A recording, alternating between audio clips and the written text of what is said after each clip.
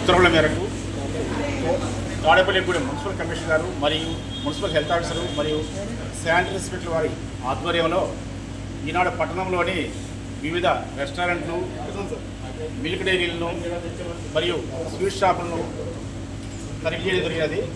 వాటిలో భాగంగా ఈనాడు Ayyappa milk dairy నందు పాలను సేకరించి స్టేట్ ఫుడ్ ల్యాబ్కి పంపిస్తున్నాము. అక్కడ అపరిశుభ్ర వాతావరణంలో నోటీసు ఇష్యూ చేశాము.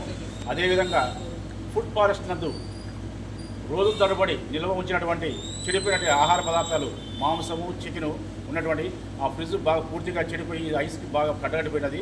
వాళ్ళకి హెచ్చరించేసి వాటి మీదకి కేసు ఫైల్ చేశాము. అక్కడి వచ్చేసి చికెన్ లాలీపప్పు కల్తీ కలిగి ఉన్నదని అనుమానించి వాటిని శాంపిల్ చేయడం జరిగింది.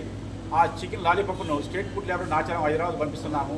ఈరోజు రాము స్వీట్స్ మెయిన్ రోడ్లో చూస్తే భయంకరమైన వాతావరణం, సంవత్సరాల తరబడి కాలం చెల్లినటువంటి ఎసెన్స్, బేకరీ నందు వాడే ఎసెన్స్ను చూడడం జరిగింది. వీటిలో అన్నీ ఒకటనే కాదు, అన్ని రకాల ఎసెన్స్ మొత్తం అంతా ఎక్స్పైర్ అయి ఉన్నాయి. వాటి మీద కూడా మేము కేసు ఫైల్ చేశాము. అదేవిధంగా స్వీట్స్ నందు కల్తీ కలిగి ఉందని చెప్పి రంగులు కలిపారని చెప్పేసి వాటిని శాంపిల్ చేయడం జరిగింది. వాటిని కూడా మేము స్టేట్ ల్యాబొరేటరీ హైదరాబాద్ పంపిస్తున్నాము. ఈ యొక్క కార్ఖానా నందు ఎటువంటి వెంటిలేషన్ కానీ శుభ్రత కానీ ఏమీ లేకుండా మేము గమనించడం జరిగింది. వాటి మీద శానిటరీ మరియు హైజీనిక్ కింద కేసు ఫైల్ చేస్తున్నాము. ఇదే విధంగా తాడేపల్లి పట్టణంలోని అన్ని దుకాణాలలో క్రమం తప్పకుండా మేము చూసి వాటి మీద చర్యలు తీసుకున్నామని చెప్పేసి పత్రికా ముఖంగా మేము తెలియజేస్తున్నాము.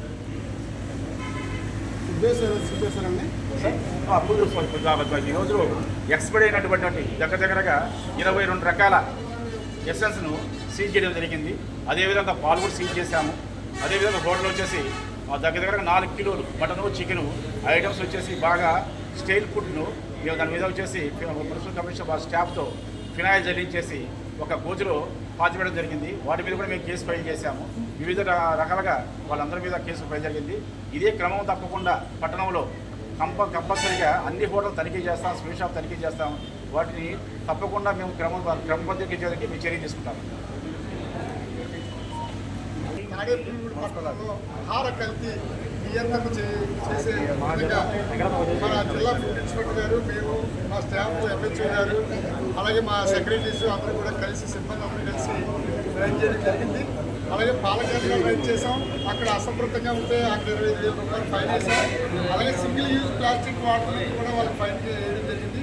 అలాగే రెండవదిగా రెస్టారెంట్, మన ఫుడ్ ఫారెస్ట్ రెస్టారెంట్ కూడా ఆకస్మికంగా తనిఖీ చేసి అక్కడ కిచెన్ అది బాగోకపోతే అక్కడ ఫ్రిడ్జ్లో అసంతృప్తంగా ఉంటే ఆ మాంసాన్ని కూడా పెనాయిల్ వేసి సీజ్ చేసి వాళ్ళకి 15,000 రూపాయలు ఫైన్ వేయడం జరిగింది.